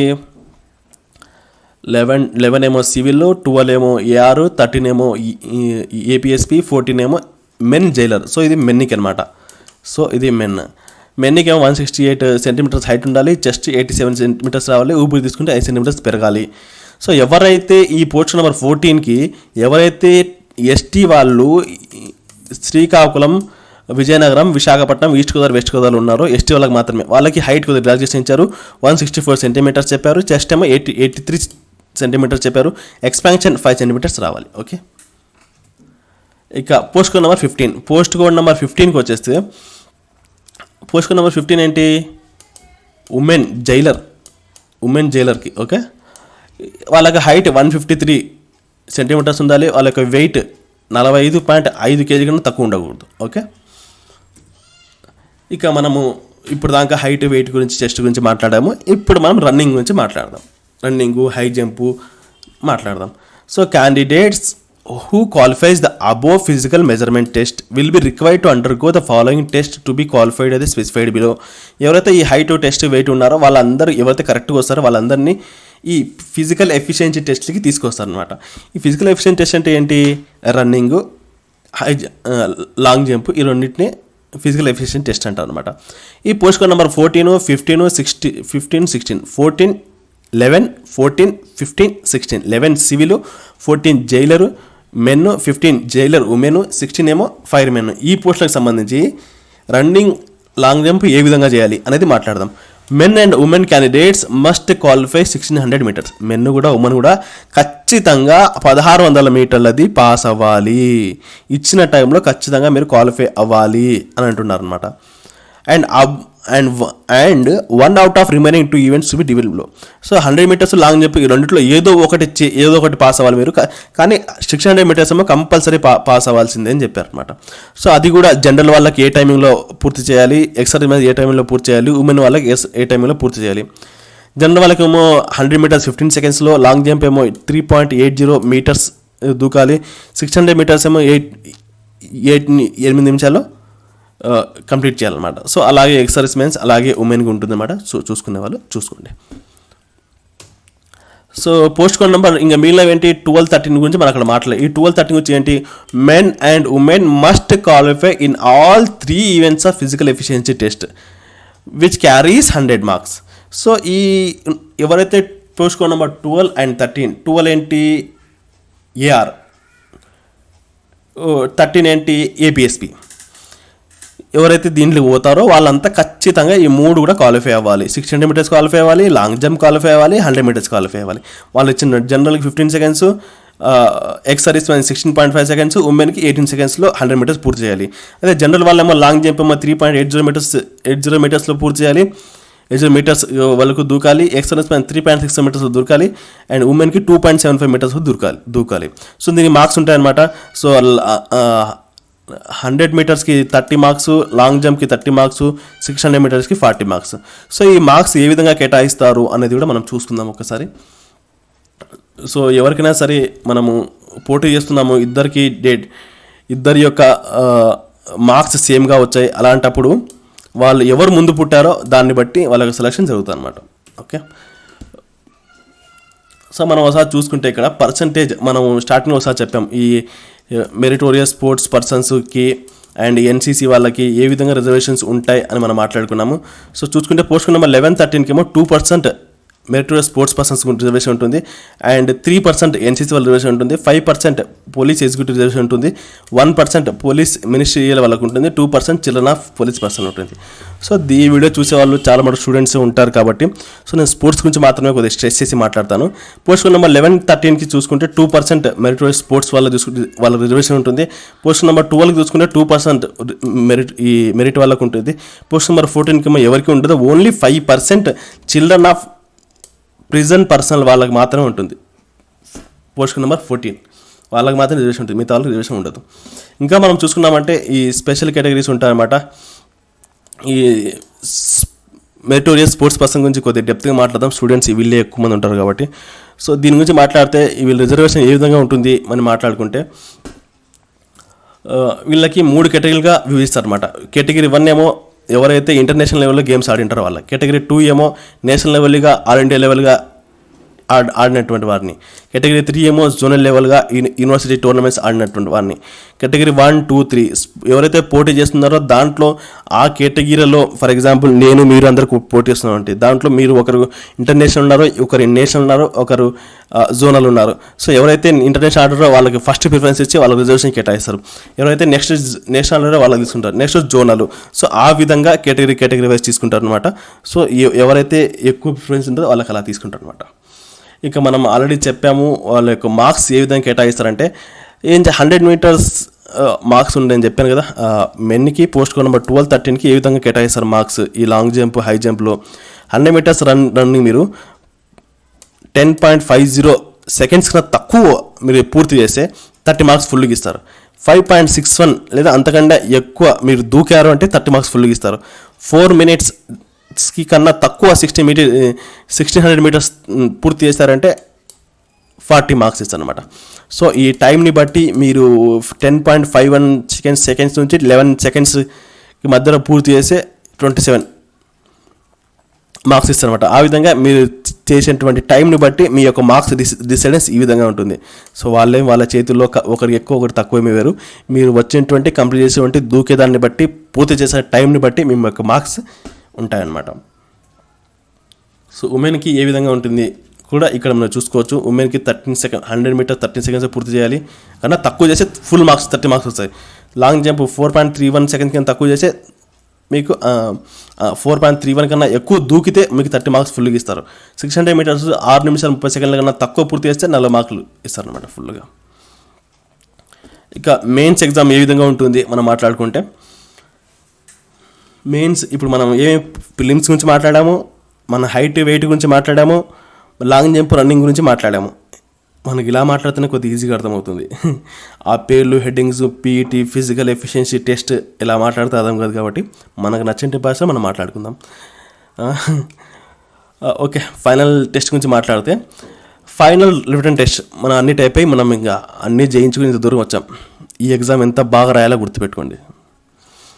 ఒక మనిషి ప్రిలిమ్స్ పాస్ అయ్యి ఫిజికల్ టెస్ట్ని ఐపీఎస్కి ఇంత దూరం వచ్చాడంటే ఇంకా మెయిన్స్లో ఎంత కసిగా చదవాలి, అంత కసిగా చదవాలి మీరు కూడా. సో 11, 12, 13, 14, 16కి వచ్చేసి అందరికీ ఎగ్జామ్ ఉంటుంది. సో దీంట్లో కూడా కొద్దిగా డిఫరెన్స్ ఉంటుంది. ఏంటంటే ఈ ఇంగ్లీషు, తెలుగు అనేది క్వాలిఫై పేపర్స్, జస్ట్ క్వాలిఫై అయితే చాలు అనమాట. మెయిన్స్లో పేపర్ 1 అనేది, పేపర్ 2 అనేది ఇంగ్లీష్, తెలుగు. నేను స్టార్టింగ్లో ఒక మాట చెప్పాను గుర్తుందా, ప్రిలిమ్స్లో పేపర్ 1, పేపర్ 2, మెయిన్స్లో పేపర్ 3, పేపర్ 4 రెండు సేమ్ ఉంటాయని. సో చూడండి, పేపర్ 3లో arithmetic, test, reasoning, paper 4 general studies same ఉన్నాయి కదా. ఇంగ్లీష్ పేపర్ 1 ఇంగ్లీష్ తెలుగు ఉంటుంది, పేపర్ 1 ఇంగ్లీష్, పేపర్ 2 తెలుగు ఉంటుంది. సో ఇవి క్వాలిఫై, జస్ట్ క్వాలిఫై అయితే చాలు. ఇవి అందరికీ 100 మార్క్స్ ఉంటాయి అనమాట. సో ఇది పేపర్ 3 అర్థమెటిక్ రీజనింగ్ వచ్చేలేపో పేపర్ పోస్ట్ నెంబర్ 11, 14, 15, 16కి వచ్చేలేపో ఇవి 200 మార్క్స్ ఉంటాయి.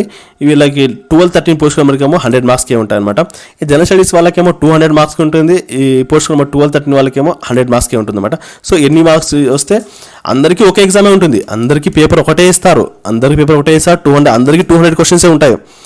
వచ్చే మార్క్స్ని పోస్ట్ నెంబర్ 12, 13 పోటీ చేసే వాళ్ళకి హాఫ్ చేస్తారు.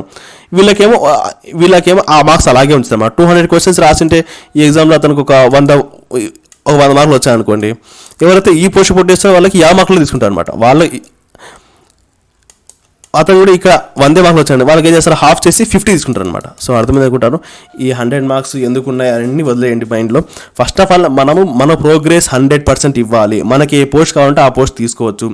మీరు 200కి 180 మార్క్స్ వచ్చేలాగా గట్టిగా ప్రిపేర్ అయినారంటే అర్థమెటిక్ ఇది జనరల్ స్టడీస్ అలాగే ప్రిపేర్ అయ్యాలంటే మనకి ఏ పోస్ట్ చేసినా ఏ బాధ లేదు. మనకు కావాల్సిన ఉద్యోగం, మంచి ఉద్యోగం, ఎంత మార్క్స్ మంచిగా చేసుకుంటే అంత మంచి పోస్ట్ వస్తుంది మనకు. అది గుర్తుపెట్టుకోండి. నెక్స్ట్ మనం చూసుకుంటే ఇక్కడ మనం కొన్ని ఇన్స్ట్రక్షన్స్ చదువుకుందాం, ఇవి చాలా ఇంపార్టెంట్ అనమాట. The minimum marks secured by the candidates in order to qualify in the written examination in each paper 40% for OCs.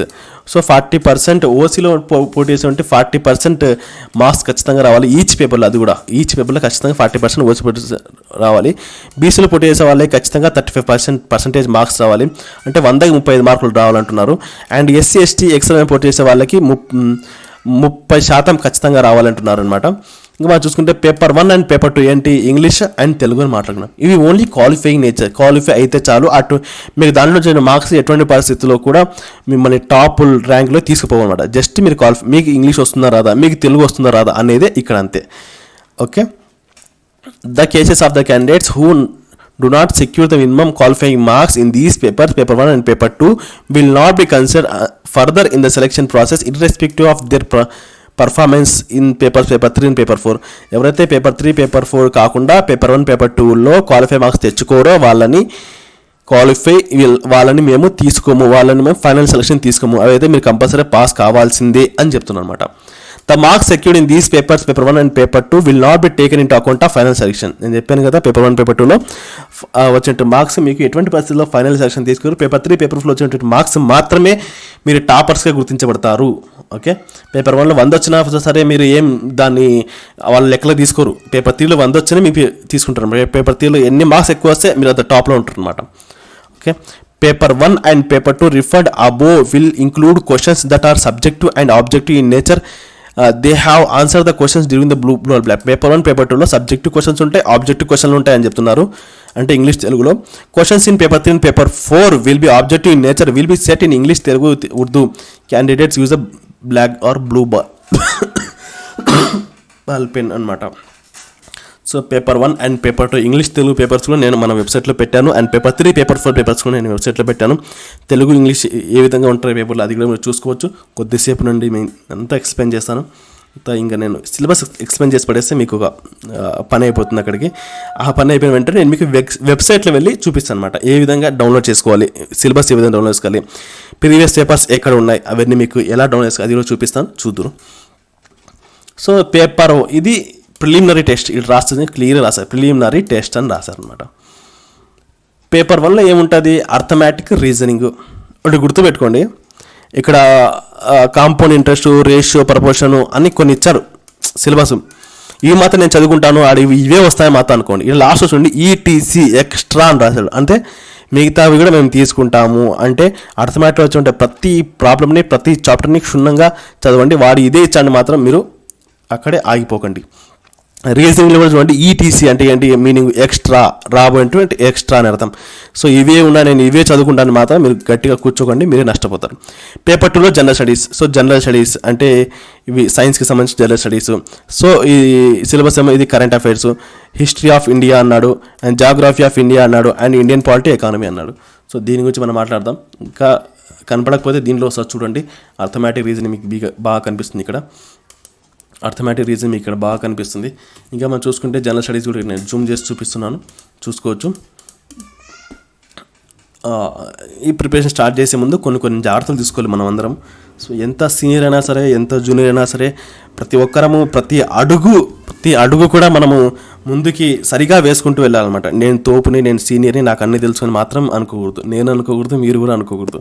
ఎందుకంటే ప్రతిదీ మనం స్టెప్ మన జీవితం కోసం వేస్తున్నాం. ఒక మెట్టు తగ్గడంలో, ఒక మెట్టు ఎక్కడంలో మనము ఏమీ వెనకాడకూడదు అనమాట. ఎక్కడమైతే ఒక మెట్టి ఎక్కి మాట్లాడకూడదు ఎప్పుడైనా సరే. జూనియర్ అయినా సరే వానితో బాగా మాట్లాడితే మనకు వాని నుంచి కూడా కొన్ని మంచి ఆలోచనలు మనం తెలుసుకోవచ్చు అనమాట. సో ఆ విధంగా అనమాట. మనం ఎప్పుడైనా సరే ప్రీవియస్ పేపర్ అనాలిసిస్ చేయాలి. ఏ విధంగా అనాలిసిస్ చేయాలంటే, ఫర్ ఎగ్జాంపుల్ ఒక క్వశ్చన్ పేపర్ ఉందనుకోండి. ఆ క్వశ్చన్ పేపర్లో ఏ సబ్జెక్ట్కి ఎన్ని క్వశ్చన్లు వచ్చాయి డివైడ్ చేసుకోవాలి.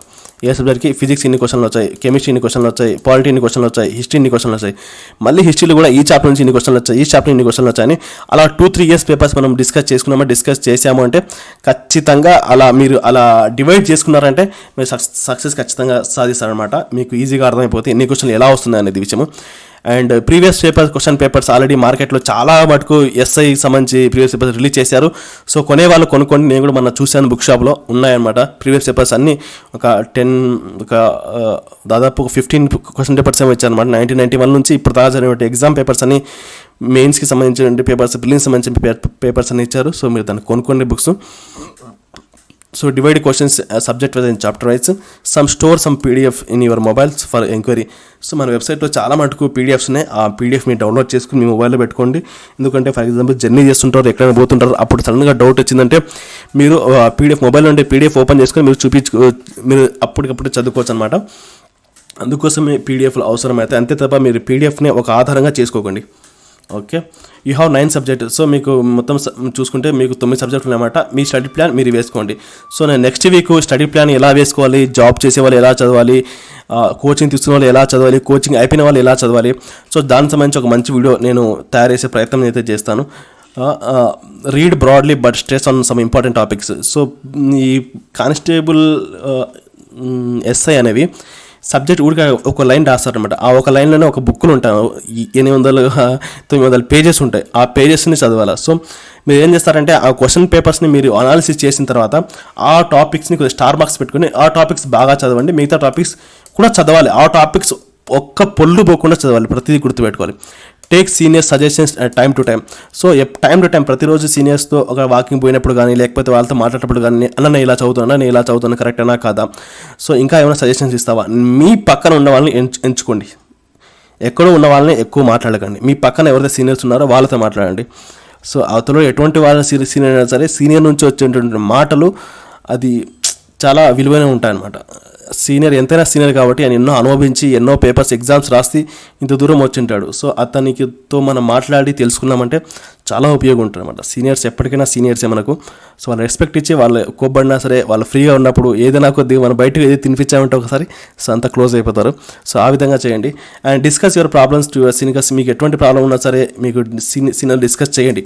అది మ్యాథ్స్లో అయినా సరే, జీవితంలో అయినా సరే సీనియర్స్తో డిస్కస్ చేయండి. ఎందుకంటే మీకు స్ట్రెస్ తగ్గుతాయి అనమాట. సీనియర్స్ కదా మనకి ఏదైనా సలహా ఇస్తారు.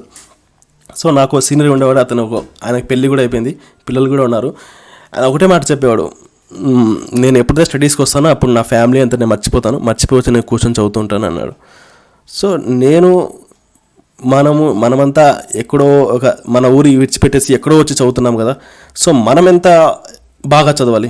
అతను ఇంట్లో ప్రాబ్లమ్స్, ఫ్యామిలీ ప్రాబ్లమ్స్, పిల్లలు, స్కూలు అన్నీ పెట్టుకొని కూడా హ్యాపీగా వచ్చి చదువుకుంటున్నాడు. మనం ఎందుకు ఏదేదో మైండ్లో బురదంతా పెట్టుకొని ఆలోచించుకుంటున్నాం. సో ఆ విధంగా అనమాట. సో సీనియర్స్ ఎంతైనా సీనియర్స్ మనకు ఖచ్చితంగా మనకు ఏదో ఒక విషయంలో మనల్ని వాళ్ళు ముందుకు నడిపిస్తారు. సో సలహా తీసుకుంటూ ముందుకెళ్ళండి. ఇక సబ్జెక్ట్ బుక్స్ గురించి మాట్లాడితే, అర్థమెటిక్ కోసం RSRL బుక్ కన్నా మించింది ఏ బుక్ లేదు. సో మీ దగ్గర ఇంకా ఏమైనా బుక్ ఉంటే ఆ బుక్ ప్లస్ ఈ బుక్ చదువుకోండి. సో ప్రాక్టీస్ చాలా బాగా చేయండి. మెయిన్స్కి, ప్రిలిమ్స్కి ఒకే సిలబస్ కాబట్టి ఎన్నిసార్లు ప్రాక్టీస్ చేస్తే అంత మంచిదన్నమాట. సో బుక్స్ కావాలంటే మన వెబ్సైట్లో ఉన్నాయి, మీరు డౌన్లోడ్ చేసుకోవచ్చు. అండ్ జనరల్ సైన్స్ సంబంధించి మీ ఇన్స్టిట్యూట్లో ఏ బుక్ ఇచ్చారో ఆ బుక్ చదవండి. దాంతోపాటు school books 7th, 8th, 9th, 10th, 11th, 12th సంబంధించినటువంటి సైన్స్ బుక్స్ ఉంటాయన్నమాట. సో మ్యాక్సిమం నేను ఇవి కూడా మన వెబ్సైట్లో పెడతాను. అండ్ తెలంగాణ బుక్స్ ఉంటే తెలంగాణ బుక్ కొనుక్కోండి. అండ్ చాలాసార్లు revision is more important. Okay, Indian history, Indian culture, Indian national movement సంబంధించి మీ దగ్గర ఏ బుక్ ఉంటే ఆ బుక్తో ఇండియన్ హిస్టరీ. సో నాకు తెలుసు చాలామంది జోగినాయుడు బుక్ కానీ సీనియర్ బుక్ అని చదువుతుంటారు, ఆ బుక్కే తీసుకోండి. సో నేను కాదను, ఏ బుక్ చదివినా సరే ఇండియన్ హిస్టరీ కదా, ఏం పోయేదేం లేదు. సో దీంట్లో కూడా మీరు మోడర్న్ హిస్టరీకి మీద బాగా ఫోకస్ చేయండి. సో మోడర్న్ హిస్టరీ మీద ఎందుకంటే ఏన్షియంట్ మిడియల్ చదివే టైం ఉండదు, అది గుర్తుపెట్టుకోవాలా. సో మోడర్న్ అయితే ఈజీ గుర్తుపెట్టుకోవచ్చు, కథలా ముందుకెళ్తూ ఉంటుంది. సో మోడర్న్ హిస్టరీ మీద నేను చాలా క్లాసెస్ చేశాను, మొత్తం 18 క్లాసెస్ చేశాను. మీరు అవి కూడా చూసి యూజ్ చేసుకోవచ్చు అనమాట. కింద డిస్క్రిప్షన్ బాక్స్లో ఇస్తాను, అవి కూడా చూసుకోండి. అండ్ మన ఇండియన్ జాగ్రఫీ, పాలిటీ, ఎకానమీకి సంబంధించి జాగ్రఫీకి ఏమో ఎవరైనా సరే రమణరావు సార్ బుక్ తీసుకుంటారు, లేదా జల్లు సత్యనారాయణ సార్ బుక్ తీసుకుంటారు. రమణరావు సార్ ఏమో వరల్డ్, ఇండియన్, ఏపీ ఈ 3 కూడా కలిపి ఆయన బుక్ రిలీజ్ చేస్తాడు. సో మనకు ఈజీగా ఉంటాయి. అన్నీ సపరేట్ బుక్స్ కొని డబ్బులు వేస్ట్ చేయడం కన్నా రమణ సార్ బుక్ అయితే 3 కలిపి ఉంటాయి. ఆ బుక్ తీసుకోవడం మళ్ళీ చాలామంది ఆ బుక్ చదువుతుంటారులేండి. ఏ బుక్ అయినా సరే బాగా రివిజన్ చేయండి. ఇండియన్ పాలిటీకి నాకు తెలుసు అందరు కృష్ణారెడ్డి సార్నా, లేకపోతే ప్రభాకర్ రెడ్డి సార్నా, లేదా రఘురామ్ సార్ బుక్ అయినా సరే, లక్ష్మీకాంత్ బుక్ అయినా చదువుతుంటారు. సో ఆ బుక్ని మీరు బాగా చదవండి. ఓకే, అప్డేట్లో ఉండండి. ఎప్పటికప్పుడు న్యూస్ పేపర్ పాలిటీ మారుతుంటాయి కాబట్టి ఏవైనా చట్టాలైనా సరే ఏదైనా సరే మీరు చూసుకుంటూ ముందుకెళ్తూ ఉండండి. అండ్ ఎకానమీకి సంబంధించి అయితే చిరంజీవి సార్ బుక్ చదవండి. చిరంజీవి సార్ బుక్ చదివితే మీకు ఎందుకు ఈ బుక్ నేను కానిస్టేబుల్ ప్రిపేర్ చేశాను, ఇక్కడ ప్రిపేర్ చేస్తున్నాను. ఎందుకంటే ఎవరైతే ఇలా ఇవే బుక్ చదువుతారో వాళ్ళు గ్రూప్స్కు రాయొచ్చు, ఇట్లా ఎస్ఐ కానిస్టేబుల్ రాయొచ్చు. సో మనకు నేను ఈ ఎగ్జామ్ రాయచ్చా, వేరే ఎగ్జామ్ రాయని పట్టుబట్టి కూర్చోకండి. దీని గురించి నేను ఎప్పుడో సరే ఒక వీడియో చేస్తాను. మనము ఫ్యూచర్లో ఫ్రెషర్స్ ఏం చేస్తా అంటే నేను ఈ జాబే కొడతా అని కూర్చుంటాను. అలా కూర్చోకూడదు, ప్రతిదీ ప్రిపేర్ అవుతూ ఉండాలి. మంచి స్టాండర్డ్ బుక్స్ తీసుకోవాలి, అన్ని ఎగ్జామ్ రాస్తూ ఉండాలి. దేవుడు మన కోసం ఎక్కడ రాసినా తెలియదు కదా, ఏదో ఒక జాబ్ ముందు కొట్టేస్తే దాని తర్వాత మనకి సంబంధించిన జాబ్ కోసం మనం చూడొచ్చు అనమాట. సో అదే అనమాట, మీరు ఇండియన్ జాగ్రఫీ సంబంధించి రమణరావు సార్ బుక్ అయినా సరే, లేకపోతే జల్లు సత్యనారాయణ సార్ బుక్ అయినా సరే, ఇండియన్ పాలిటీ అందరికీ తెలుసు Krishna Reddy sir, Prabhakar Reddy sir, Raghuram sir, ఏదో బుక్ తీసుకొని చదవండి. అండ్ ఇండియన్ ఎకానమీకి సంబంధించి ఏమో ఎకానమీకి సంబంధించి ఏమో చిరంజీవి సార్ బుక్ తీసుకొని చదవండి అనమాట. సో గ్రూప్స్ కూడా ఉపయోగపడుతుంది. గ్రూప్స్కి చదివే వాళ్ళు ఈ ఎగ్జామ్స్ చాలా ఈజీగా ఉంటాయి వాళ్ళకి. సో మీరు కూడా ఇవే బుక్స్ చదవాలన్నమాట. సో 2 బుక్స్ ఈజీగా ఉంటాయి. కరెంట్ అఫైర్స్ సంబంధించి ఏదో ఒక మ్యాగజైన్ తీసుకోండి. చాలా ఉన్నాయి, షైన్ ఇండియా, ఎస్ఎన్డీఎస్ ఇవన్నీ ఉన్నాయి. ఎస్ఎన్డీఎస్ మన వెబ్సైట్లో పీడిఎఫ్ కూడా అందుబాటులో ఉంది, మీరు తీసుకోవచ్చు. అండ్ ఆర్ఎస్ అగర్వాల్ రీజనింగ్ సంబంధించి ఆర్ఎస్ అగర్వాల్ బుక్ తీసుకోండి, మన వెబ్సైట్లో రీజనింగ్ బుక్ కూడా ఉంది. బాగా ప్రాక్టీస్ చేయండి, అంతకన్నా నేనేం చేయగలను. Practice is more important. Practice చేసిన వాళ్ళకే జీవితం ఉంది, ఇక్కడ అయితే లేదు. సో మెయిన్స్ గురించి మాట్లాడదాం. ఇప్పుడు మెయిన్స్ డిగ్రీ, ఈ మెయిన్స్ గురించి మాట్లాడితే మెయిన్స్లో మనం చెప్పాం ఆల్రెడీ పేపర్ 1 ఇంగ్లీష్ ఉంటుంది, పేపర్ 2 తెలుగు ఉంటుందని చెప్పాం. Paper 1 English, paper 2 Telugu. So దీంట్లో ఏమేమి ఉంటాయి మనం ఒకసారి మాట్లాడుకుంటే ఏమో దీంట్లో మీరు ఇక్కడే చూసుకోండి. ఇక్కడ ఇంగ్లీష్ లాంగ్వేజ్ ఏ విధంగా ఉన్నట్టే correct usage and writing ability would be test. Writing నువ్వు ఏదైనా రాస్తావు దాని మీద టెస్ట్ చేస్తారు. క్వశ్చన్స్ ఆన్ షార్ట్ ఒక ఎస్సే ఇచ్చి దాని మీద క్వశ్చన్స్ అడుగుతారు. Comprehension, precise writing, letter writing, paragraph writing, report writing, translation from English to Telugu, ఆ విధంగా తెలుగులో కూడా ఉంటాయన్నమాట. ఒక షార్ట్ ఎస్సే రాయాలి, కాంప్రిహెన్షన్ రాయాలి, ప్రిసైజ్ రైటింగ్ రాయాలి, తెలుగు కూడా సేమ్ ట్రాన్స్లేషన్ చేయాలి, ఇవన్నీ ఉంటాయన్నమాట. సో దీని గురించి మాట్లాడదాం. సో మార్కెట్లో చారీస్ ఇంగ్లీష్ గ్రామర్, చారీస్ తెలుగు గ్రామర్ అని బుక్ ఉందన్నమాట. సో అక్కడ నుంచి నేను మార్కెట్లో వెళ్ళి బుక్ నేను ఫోటో తీస్తున్నాను అనమాట. సో ఇంగ్లీష్ సంబంధించి ఐ థింక్ 400 అట్లా రూపీస్ ఉందన్నమాట. తెలుగు సంబంధించి ఒక 300 చేంజ్ అట్లా ఉందన్నమాట. తీసుకునే వాళ్ళు ఈ బుక్ తీసుకోండి, మీకు ఉపయోగపడుతుంది. ఈ ఇంగ్లీష్ గ్రామర్ కానిస్టేబుల్స్కి ఉపయోగపడుతుంది, ఎస్ఐకి ఉపయోగపడుతుంది. ఎస్ఐ డిస్క్రిప్షన్, ఇంగ్లీష్ గ్రామర్ ఏమో కానిస్టేబుల్ ఉపయోగపడుతుంది, ఈ ఎస్ఐ డిస్క్రిప్షన్ ఏమో మనకు ఇట్లా ఇంగ్లీష్ పేపర్లో ఉపయోగపడుతుంది అన్నమాట. సో కానిస్టేబుల్ ప్రిపేర్ వాళ్ళంతా ఈ బుక్ తీసుకుని, కానిస్టేబుల్ ఎస్ఐ ప్రిపేర్ వాళ్ళు ఈ బుక్ తీసుకున్నారంటే మీకు బోత్ ఎస్ఐ ప్రిపేర్ యూజ్ అవుతుంది, అట్లాగే కానిస్టేబుల్ యూజ్ అవుతుంది. ఎస్ఐ డిస్క్రిప్షన్ తీసుకుని లెటర్ రైటింగ్ అంటే ఏంటి అన్నీ మాట్లాడతాం. ఒకరు నాకు మెసేజ్ చేశారు, కాంప్రిహెన్షన్ ప్యాసేజ్ అంటే ఏంటి, precise story writing, precise writing, essays, translation, paragraph writing, report writing. ఈ చాలామందికి దీని మీనింగ్ కూడా తెలియవు అనమాట. సో అవి కూడా డిస్కస్ చేస్తాను, ఎందుకంటే మళ్ళీ మీరు నాకు మెసేజ్ చేయకూడదు అనమాట. కాంప్రిహెన్సివ్ ప్యాసేజ్ అంటే ఏంటి, ప్రిసైజ్ రైటింగ్ అంటే ఏంటి, స్టోరీ రైటింగ్ అంటే ఏంటి, సో రిపోర్ట్ రైటింగ్ అంటే ఏంటి, ఇవన్నీ నేను చాలా గ్యాదర్ చేసి మీకోసం సింప్లిఫైడ్ చేసి మీకు అర్థమయ్యేలా తీసుకొస్తున్నాను ఒకే వీడియోలో మొత్తం. కాంప్రహెన్సివ్ రైటింగ్ అంటే ఏంటో ఒకసారి మాట్లాడదాం.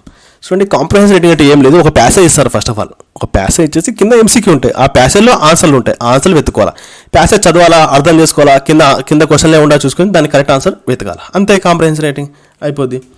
ఇంకా చూసుకుంటే ఇది స్టోరీ రైటింగ్, ఒక స్టోరీ ఇట్లా ఇస్తారన్నమాట. ఒక స్టోరీ ఇచ్చేసి మధ్యలో గ్యాప్స్ వదిలిపెట్టారు అనమాట.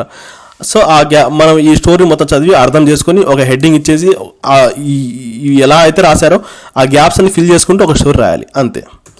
ఇంకా ప్రిసైజ్ రేటింగ్ అంటే ఏం లేదు. ఈ precise rating is summary of gist of comprehensive passage that supported overall the details of the important aspects of passage convey the summary of this.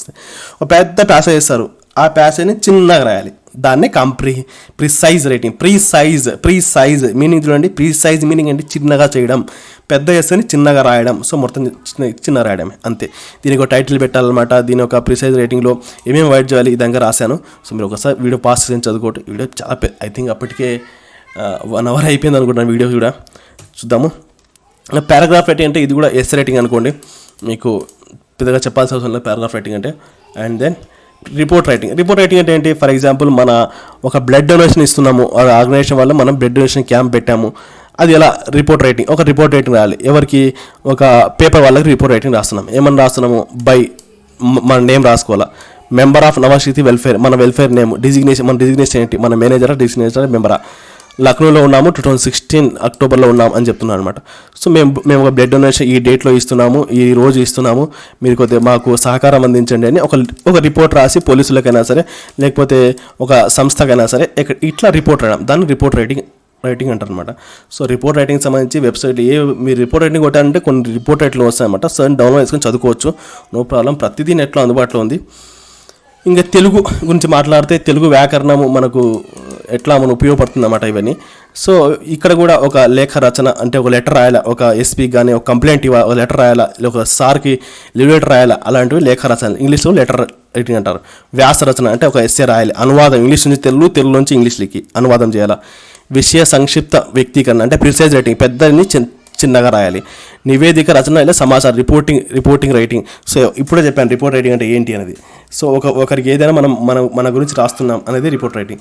Comprehension ఒక ప్యాసేజ్ ఇచ్చేసి దాన్ని అవగాహన చేసుకొని కింద ఎంసీక్యూని గుర్తుపట్టాలన్నమాట. సో ఇది చారీ సార్ మార్కెట్లో ఉన్న బుక్ ఇది. సో ఎవరికైనా అందుబాటులో ఉంటే తెచ్చుకోండి, అది కొనుక్కొని పెట్టుకోండి అనమాట. ఎందుకైనా మంచిది. ఎందుకైనా అంటే భయం లేకుండా ముందు మన దగ్గర బుక్స్ ఉండాలి. ఫస్ట్ ఆఫ్ ఆల్ చదవకపోయినా మన దగ్గర బుక్స్ ఉండాలి ఫస్ట్ ఆఫ్ ఆల్. అదొక మంచి అలవాటు అనమాట. ఎప్పుడైతే మన దగ్గర బుక్స్ ఉంటాయో ఆ బుక్స్ ఉన్నందుకనే మనం చదువుతాం కొద్దిగా. ఓకే. ఇక పేపర్ 3 పేపర్ 4 నేను మీకు ఆల్రెడీ చెప్పాను. పేపర్ 3 పేపర్ 4 ప్రిలిమ్స్ ఉన్నటువంటి పేపర్ 1 పేపర్ 2 రెండు సేమ్ అని చెప్పాను. సో ఆల్రెడీ ఎవరైతే ప్రిలిమ్స్కి ఏ బుక్స్ ఫాలో అవుతున్నారో అదే బుక్స్ ప్రిలిమ్స్కి ఏ బుక్స్ ఫాలో అయ్యారో అవే బుక్స్ మెయిన్స్ కూడా ఫాలో అవ్వండి. ఇంకా డెప్త్గా చదవండి, ఇంకా బాగా చదవండి. జీవితం మనది.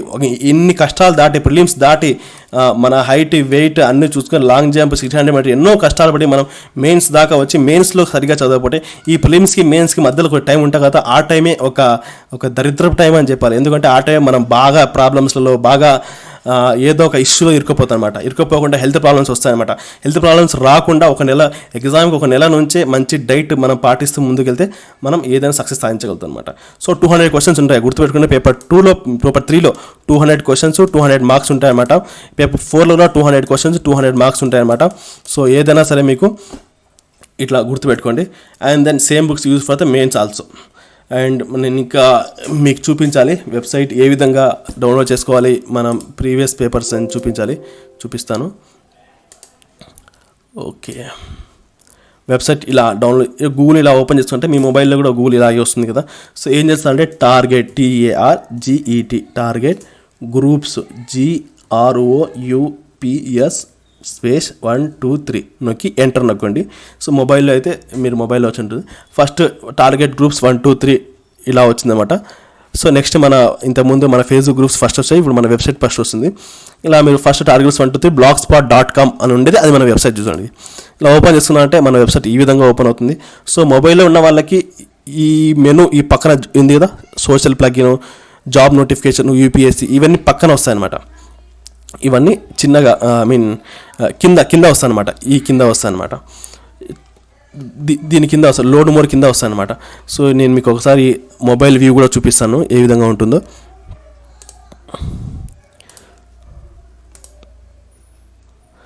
సో మొబైల్లో ఈ విధంగా ఓపెన్ అవుతుంది. అన్నమాట. సో ఇది మాత్రమే చూడండి. నేను ఓకే సారీ సో మొబైల్లో ఈ విధంగా ఓపెన్ అవుతుంది. సో ఈ విధంగా ఓపెన్ అయినప్పుడు ఫస్ట్ కురుక్షేత్ర నిన్న చేశాను. డౌన్లోడ్ చేసుకున్న వాళ్ళు యోజన కురుక్షేత్ర పీడిఎఫ్లన్నీ ఒకే చోట ఉన్నాయి, డౌన్లోడ్ చేసుకోవచ్చు. S&S జనవరి మ్యాగజైన్ కూడా పెట్టాను, తీసుకోవచ్చు. అండ్ దెన్ ఇట్లా కిందికి వచ్చారంటే మీరు లోడ్ మోర్ కింద అయినా సరే నొక్కండి, లేకపోతే ఇదంతా వద్దు నాకు అనుకోండి కిందికి రండి. ఫస్ట్ జాబ్ నోటిఫికేషన్ వచ్చింది కదా, మీకు ఎక్కడైనా జాబ్ అంటే ఇక్కడ చూసుకోవచ్చు. యూపీఎస్సీ సంబంధించి, ఏపీఎస్సీ సంబంధించి, ఇవన్నీ ఏపీఎస్సీ సంబంధించి అండ్ పోలీస్ డిపార్ట్మెంట్ సంబంధించి AP constable previous year papers అని రాశాను. ఇక్కడ కింద ఏముంది, AP sub inspector previous year question papers అని రాశాను. సిలబస్ అని రాశాను. ఫస్ట్ సిలబస్ మీద నొక్కుదాం. ఫస్ట్ మీరు సిలబస్ డౌన్లోడ్ చేసుకోవాలి, నోటిఫికేషన్ డౌన్లోడ్ చేసుకోవాలి. ఇలా వస్తుందన్నమాట. సో మళ్ళీ దీని మీద నొక్కాలి. మీరు మళ్ళీ దీని మీద నొక్కారంటే ఈ విధంగా ఓపెన్ అవుతుంది. సో ఇలా కింది రండి కొద్దిగా. సో కానిస్టేబుల్ ప్రిపరేషన్ సంబంధించిన వీడియో ఇది, ఇక్కడైనా మీరు చూసుకోవచ్చు వీడియోని. So for AP 2018 SI notification and syllabus ఇక్కడ ఇలా నొక్కండి అనుకోండి, ఈ విధంగా వేరే ట్యాబ్లో ఓపెన్ అవుతుంది. వేరే ట్యాబ్లో ఓపెన్ అయిందంటే ఇది SI నోటిఫికేషన్ అనమాట. నోటిఫికేషన్ నేను మీకు చెప్పాను ఇప్పుడు మొత్తం. ఇక్కడ కార్నర్లో రైట్ కార్నర్లో ఏముంది, డౌన్లోడ్ అనే ఆప్షన్ ఉంది కదా, దీని మీద నొక్కి అంటే డౌన్లోడ్ అయిపోతుంది అనమాట. సో అదనమాట. సో మీకు బాగా అర్థమైంది అనుకుంటున్నాను. ఇంకా మీకేం కావాలి, ఇంకా ప్రీవియస్ పేపర్స్ డౌన్లోడ్ చేయాలి. ప్రీవియస్ పేపర్స్ చూపించారు కదా, ప్రీవియస్ పేపర్స్ చూపిస్తాను. సో ఇలాగే కిందికి వచ్చేసారంటే పోలీస్ డిపార్ట్మెంట్లో AP sub inspector previous year question papers. So ఇలా నొక్కారంటే ఏముంది, ఇక్కడ సబ్ ఇన్స్పెక్టర్ మళ్ళీ దీన్ని నొక్కాలి. సో మీ ఫ్రెండ్స్ అందరికీ షేర్ చేయండి ఖచ్చితంగా. ఇలాంటి మంచి ఇన్ఫర్మేషన్ అందరికీ చేరాలంటే మనము షేర్ చేయకపోతే తెలియదు కదా. సో ఈ విధంగా ఓపెన్ అవుతుంది. సో కొద్దిగా లోడ్ అవుతుంది. సో మీకు పేపర్ 1 ఇక్కడ క్లిక్ చేశారంటే మీకు పేపర్ 1 తెలిసిపోతుంది అనమాట. ప్రిలిమ్స్లో పేపర్ 1 ఏ విధంగా ఉంటుంది మీరు ఇక్కడే చదువుకోవచ్చు, లేదా డౌన్లోడ్ చేసుకోవాలనుకుంటే ఇక్కడ క్లిక్ హియర్ మీద నొక్కారంటే ఇంకో ట్యాబ్ ఓపెన్ అవుతుంది. అక్కడ డౌన్లోడ్ ఆప్షన్ ఉంటే డౌన్లోడ్ చేసుకోవచ్చు.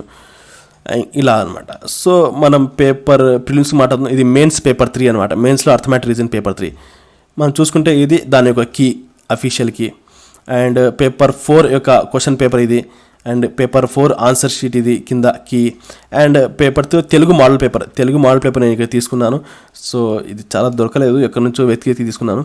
సో చూడండి క్వశ్చన్ పేపర్ ఒకసారి ఏ విధంగా ఉంటుందో మీరు ఒకసారి చూసుకోవచ్చు. మీరు ఒకసారి క్వశ్చన్ పేపర్ని చూసుకోవచ్చు అండ్ డౌన్లోడ్ కూడా చేసుకోవచ్చు. ఇక్కడ డౌన్లోడ్ ఆప్షన్ ఉంది, డౌన్లోడ్ చేసుకోవచ్చు. అండ్ దాన్ని ఏ విధంగా ఉందో మీరు ఒకసారి చూసుకోవచ్చు. ఇదంతా క్వశ్చన్ పేపర్ని చూసుకోండి బాగా. ఇంగ్లీష్ కావాలంటే ఇంగ్లీష్, తెలుగు కావాలంటే తెలుగు చూసుకోండి. ఈ విధంగా మీరు మన వెబ్సైట్ని యూజ్ చేసుకోవచ్చు అనమాట. ప్రతిదీ మన వెబ్సైట్లో అందుబాటులో ఉంటుంది. ఇప్పటి నుంచి అన్నీ పెట్టేశాను. కానిస్టేబుల్ సంబంధించిన ప్రీవియస్ పేపర్స్ కూడా పెట్టేశాను. పోలీస్ డిపార్ట్మెంట్ వెళ్ళారంటే AP constable previous year question papers కనిపిస్తుందా, పోలీస్ డిపార్ట్మెంట్ అని కింద. ఓకే, ఈ విధంగా మీరు మన వెబ్సైట్ని యూజ్ చేసుకోవచ్చు అనమాట. సో ఈ విధంగా అనమాట. ఓకే, అందరికీ అర్థమైంది అనుకుంటాను. సో ఇలా కిందికి వచ్చాక మీరు పీడిఎఫ్లు కానీ, కరెంట్ అఫైర్స్ కానీ, S&S కానీ అన్నీ మీకు ఈజీగా అర్థమయ్యేలాగా పెట్టాను. సో చాలా టైం అయితే నాదైతే పోతుంది. సో చాలామంది ఉపయోగపడుతుంది లేండి. సో ఇంకా మనం చూసుకున్నామంటే ఇంకా నేను మీకు చెప్పేది ఏం లేదు. ఇక మీకు వీడియో నచ్చితే ఒక లైక్ కొట్టండి అండ్ ఖచ్చితంగా కమెంట్, ఏదో కమెంట్ థ్యాంక్స్ అని ఒక కమెంట్ చేయండి.